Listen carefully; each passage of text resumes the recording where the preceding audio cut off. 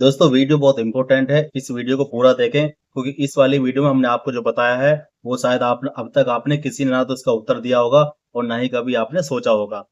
तो कुछ समय से ये चर्चा चल रही थी कि जो हमारी पृथ्वी है ना, ये पृथ्वी एक शेषनाग के फन पे टिकी हुई है। ऐसा लोगों को मानना है। लेकिन जब साइंस ने इसको रिकॉर्ड किया कैमरे के माध्यम सैटेलाइट के माध्यम से, तो उन्होंने देखा कि पृथ्वी जो है एक ब्रह्मांड में इसी तरह से घूम रही है, गोल-गोल घूम रही है और उसके नीचे कोई भी शेषनाग नहीं है। लेकिन क्या ये वास्तव में सच्चाई है? लेकिन हमारे बुजुर्गों ने तो अक्सर ये कहा था कि हाँ, जो पृथ्वी है वो शेषनाग के फन पे टिकी है। तो इसका रहस्य क्या है? देखिए, जो धर्म है, जो शास्त्र है, जो कि अध्यात्म मार्ग है, इसको जितना ज़्यादा आप पढ़ोगे, उतना ही ज़्यादा आपको रहस्य मिलेंगे और उतने ही ज़्यादा आप गहराई में जाओगे। क्या इसके वास्तव में पीछे कोई कारण है? क्या वास्तव में जो पृथ्वी है, क्या शेषनाग के ऊपर टिकी है? क्या आपने कभी पढ़ा है? नहीं पढ़ा तो आज इसका मैं प्रमाण आपको दिखाऊँ कि वास्तव में जो पृथ्वी है, किस तरह से टिकी हुई है।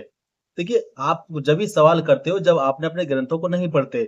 मैं हर वीडियो में बोलता हूँ कि भई अपने ग्रंथों को पढ़ना शुरू करो, ग्रंथों को पढ़ना शुरू करो। जब तक आप ग्रंथों को नहीं पढ़ेंगे तो आपको कै सवालों में घुसे रहोगे कि भाई क्या करोगे ये सवाल कर कर के? कम से कम कोई व्यक्ति बाहर आके निकले और ये कहे कि हाँ भाई मैं इसकी खोज करके लाऊँगा। आपने सीआईडी देखी है?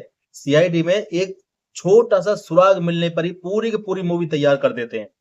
उसी तरह आप भी जब भी आपसे कोई सवाल करे उसको पकड़ो और उसको ढूँढो वो कहाँ पर है। किसी पुराण में मिलेगी, ऐसा कोई भी सवाल नहीं जो हमारे पुराणों में, शास्त्रों में, वेदों में ना मिले। मिलेगा 100% ज़रूर। तो आइए इसका जो प्रकरण है हम आपको दिखाते हैं। ये जो कहानी है शेषनाग वाली और जो पृथ्वी वाली, इसको हम इसका विस्तार से आपको दिखाते हैं। ये है हमारी संक्षिप्त महाभारत, कोड नंबर 39 श्री हरि प्रथम खंड। ये जो गणेश जी हैं और श्री ये वेद व्यास जी हैं जो कि इन्होंने द्वारा लिखी गई थी। इसके हम अंदर चलते हैं तो यहाँ पर आपको दिखाते हैं ये कहाँ से छपी हुई गीता प्रेस की। तो आपको सब ये हम रामपाल की तरह आपको नहीं दिखाएंगे, बस आपको छोटा सा वो दिखाएंगे। ठीक है, आइए चलते हैं इसके अंदर। हमें यहाँ पर देखना है, ये है पेज नंबर 48 और ये है पेज नंबर 49 और इसका जो अध्याय का नाम है वो शेषनाग की वर प्राप्ति और माता के श्राप से बचने के लिए सर्पों की बातचीत। तो यहाँ पर हम आपको दिखाएंगे, देखो। उग्र शिवाजी ने कहा, सोनक जी ने पूछा, एक शेषनाग, उन सर्पों में एक शेषनाग भी थे। शेषनाग नाम है उनका, यहाँ पर देख लेना। शेषनाग के यहाँ पर उन्होंने बहुत बड़ी तपस्या करी थी।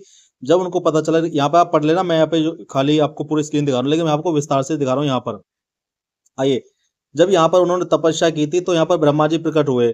ब्रह्मा जी ने कहा, शेष, मुझसे तुम्हारे भाइयों की करतूत छिपी नहीं है। माता की आज्ञा को उल्लंघन करने के कारण वे स्वयं बड़ी विपत्ति में पड़ गए हैं। अस्तु मैंने अपना परिवार भी बना रखा है।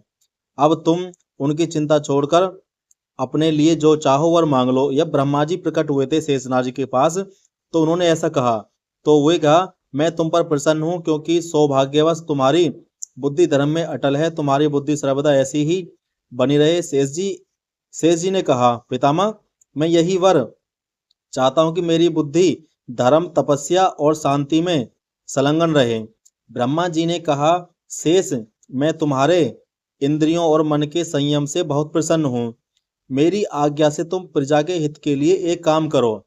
यह सारी पृथ्वी, बड़े ध्यान से समझना इस बात को, यह सारी पृथ्वी पर्वत, वन, सागर, ग्राम, विहार और नगरों के साथ हिलती डोलती रहती है। यानी कि जैसे आप समझते हो ना, ये ऐसे गोल गोल हिलती डोलती, मतलब एक तरफ पहाड़ें एक तरफ समुद्र, तो इस वजह से ये भूकंप की तरह होती रहती है। तुम इसे इस प्रकार धारण करो जिससे ये अचल हो जाए। शेष जी ने कहा, आप प्रजा के स्वामी और समर्थ हैं। मैं आपकी आज्ञा का पालन करूंगा। मैं पृथ्वी को इस प्रकार धारण करूंगा जिससे वह हिले डुले नहीं। आप इसको मेरे सिर पर रख दीजिए। ब्रह्मा जी ने कहा, शेष, पृथ्वी तुम्हें मार्ग देगी, तुम अब इसके भीतर घुस जाओ। ब्रह्मा जी क्या कह रहे हैं? शेषनाग, पृथ्वी तुम्हें मार्ग देगी, तुम इसके भीतर जाकर घुस जाओ। तुम पृथ्वी को धारण करके मेरा बड़ा प्रिय कार्य करोगे। ब्रह्मा जी के आज्ञा अनुसार शेषनाग भूविवर में प्रवेश करके नीचे चले गए और समुद्र से घिरी पृथ्वी को चारों ओर से पकड़कर सिर पर उठा लिया। वे तभी से स्थिर भाव से स्थित ब्रह्मा जी उनके धर्म, धैर्य और शक्ति की प्रशंसा करके अपने स्थान पर लौट आए। ये देखो, यहाँ पर ब्रह्मा जी की और शेषनाग की बातें हो रही हैं। और इस तरह से जो आपकी ये पूरी कहानी है, ये पूरी की पूरी है। ये देखो ये शेषनाग है, ये इनके पूरा जो है वो पूरा लोक है इनका बना हुआ धरती के अंदर। तो साथियों देखा आपने, ये जो हमारी पृथ्वी है किस तरह से शेषनाग मतलब इसके बाहर नहीं हो, इसके अंदर है। और उन्होंने किस तरह से इसको पकड़ रखा है, किस तरह से जकड़ रखा है, ये हमको नहीं पता। ठीक है, लेकिन हमारे शास्त्र इसकी आज्ञा देते हैं और ब्रह्मा जी ने ही उसको आज्ञा दी थी। उस धरती फट गई थी, वहां से शेषनाग अंदर गए थे। और पता ना ऐसी कौन सी जगह पर स्थित होंगे शेषनाग जिन्होंने इस पृथ्वी को धारण कर रखा अपने फन पे। तो वास्तव में ये सच है। और यदि जानकारी आपको अच्छी लगी हो साथियों, तो ज्यादा से ज्यादा वीडियो को शेयर करो। और एक बात और बताना चाहूंगा लास्ट में कि जितने भी हमारी इस धरती पर पृथ्वी लोक पर जितने भी नाग मनुष्य किन्नर आपने ऐसे देखे होंगे, नाग भी देवता हैं और इच्छाधारी नाग भी रहते हैं, लेकिन वो कहाँ रहते हैं? वो वास्तव में इस पृथ्वी के अंदर ही हैं। अगर इस पृथ्वी का अंदर यदि हम खोलना खोज करनी चाहें तो बहुत सारे ऐसे रहस्य मिलेंगे जो कि बहुत सारे रहस्य हैं। और मैं आपको इसका एक प्रमाण बता देता हूँ। प्रमाण ये है कि जिस समय गुरु गोरखनाथ का यहाँ पर अवतार हुआ था, लगभग 1000वीं सदी के आसपास, तो उस समय जो गुरु गोरखनाथ जी थे वो धरती के अंदर जाके गए थे।